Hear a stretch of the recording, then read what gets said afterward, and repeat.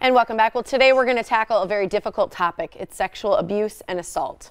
Research shows that it's way too common. 1 in 4 women is sexually abused during her lifetime, and 1 in 6 men. Shawn Hittman was sexually abused when he was just 7 years old. For years, he kept it a secret, but now he speaks publicly about his struggle and his healing. He also wrote a book to help other survivors. It's called Healing Happens, which is great. Great to see you, Shawn. Yeah, thanks for really being good here to be again. on the show again, and I think it's timely with the passing yesterday of Chester Bennington, big 2000s rock icon of Lincoln Park.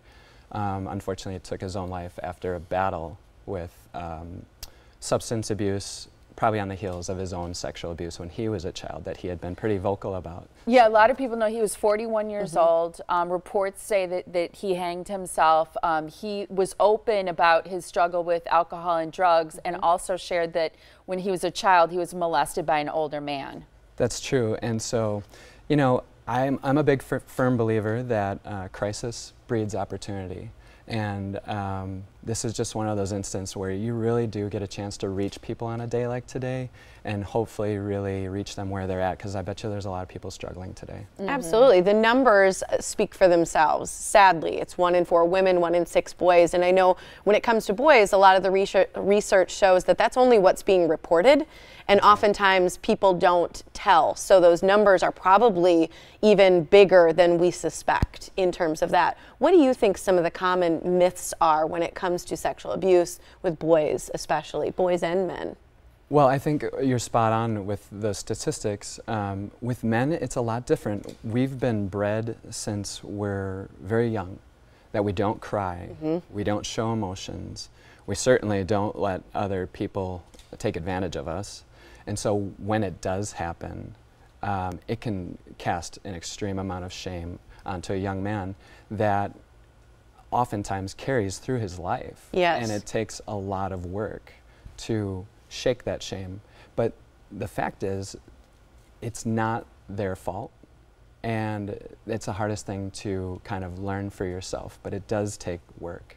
And I think it's so worth it, and that's kind of why I'm here today. Yeah, we first met you at an event called Hope Shining Blue, which is for survivors of sexual abuse and assault.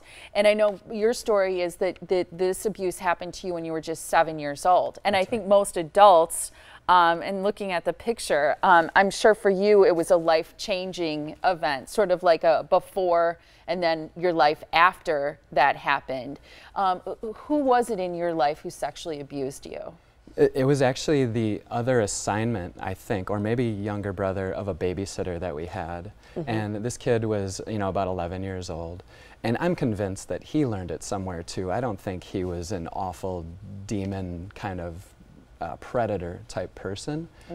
But unfortunately, he probably learned it and decided, well, you know, here's a way for him to kind of maybe manifest some of the things he'd learned and pass it on. And many people believe if you've been sexually abused or assaulted, you're going to go on to do that yourself. And that's also a myth and part of the stigma, right? It's a really hard one to overcome, especially among men, because I think most perpetrators probably are men. So if you are, you know, molested or compromised as a child, I think society a lot of times assumes, oh, well, he's a goner, you know, he's gonna probably do it to somebody else, and then that person will do it.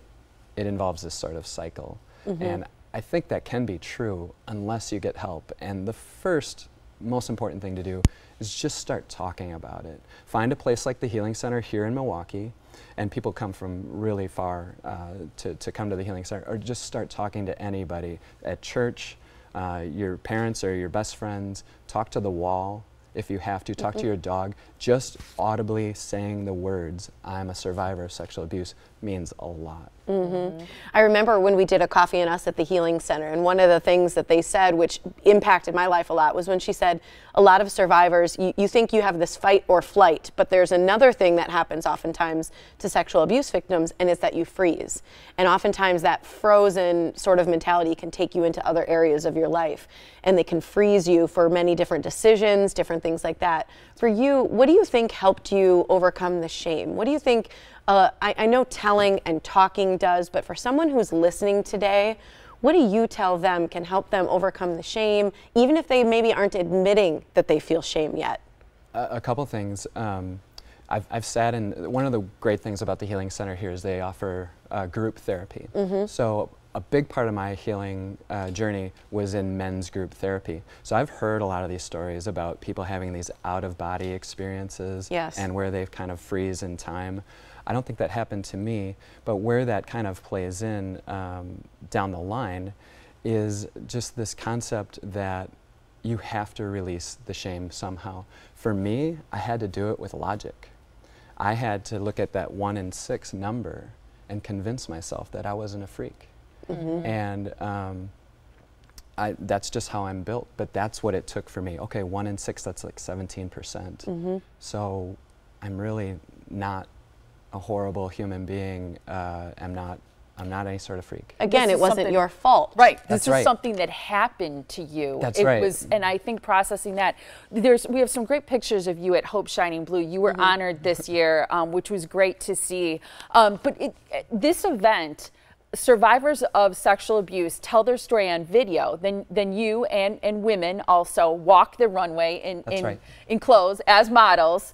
And I think it's in sharing those stories and then seeing people walk the runway and seeing that they've survived and have the power to do that is something that's very meaningful to everyone. And I know there was somebody you called out in the audience at this year's event, because after you were on the Morning Blend, there was a woman you saw, I think at a car wash, who said, I recognize you from television, and she actually shared her story of sexual abuse for the first time. That's right. That's right. And you know, so first of all, I'll say the Hope Shining Blue thing was, you know, extremely just wonderful for me. Anything that I do publicly in this sphere or online on Facebook or with the book, what I want to do is make sure people know that there's hope and make sure that they know that there are resources.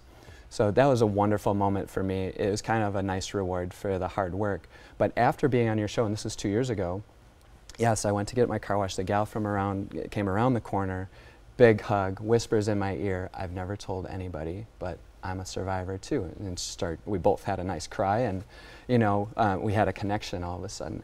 But that was my reward, and that's why I keep pushing to do this and tell my story. This is yucky. I mean, I'm not gonna say that I'm some sort of really brave guy up here. I'm terrified. But I know that it's the right thing to do, that there's people out there just like I used to be that need to be told that it's okay to tell your story, that you don't have to worry about the boogeyman, and there are safe places that you can get the help that you need. It's wonderful, Shawn. Thank One you of those so safe much. places is the Healing Center right here in Milwaukee. Visit thehealingcenter.org, or you can call toll-free the number on your screen. Thanks so much for being here, Shawn. Great to see you, Shawn. Thank you.